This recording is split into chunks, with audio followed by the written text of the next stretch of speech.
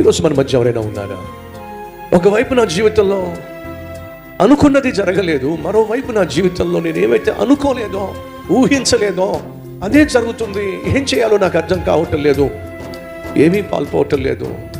ఎందుకు ఈ దుస్థితి, ఏమిటి నాకు ఈ పరిస్థితి అనే ప్రశ్న నిన్ను తొలిచివేస్తుంది, అనే ప్రశ్న నీకు నరకం చూపించేస్తుంది, అనే ప్రశ్న నీకు భయాన్ని పుట్టిస్తుంది, అనే ప్రశ్న నీ హృదయంలో బాధను కలిగిస్తుంది.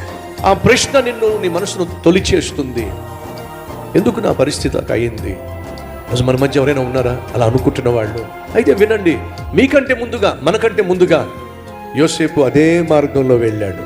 అనుకున్నది జరగలేదని, అనుకోనివన్నీ జరుగుతున్నాయని నిరుత్సాహపడి, నిరసించిపోయి, కృంగిపోయి, డిప్రెషన్కు లోనైపోయి, నేను చేయగలిగింది ఏముంది, సాధించగలిగింది ఏముంది, నా చేతికి ఈ పనిస్తే ఆ పనికి న్యాయం చేద్దాం, కష్టపడ్డాడు. ఎటువంటి సమయంలో? అనుకున్నది జరగని సమయంలో, అనుకోనివన్నీ జరిగిపోతున్న సమయంలో, తనకి ఇచ్చిన చిన్న ఉద్యోగంలో కష్టపడి పనిచేశాడు.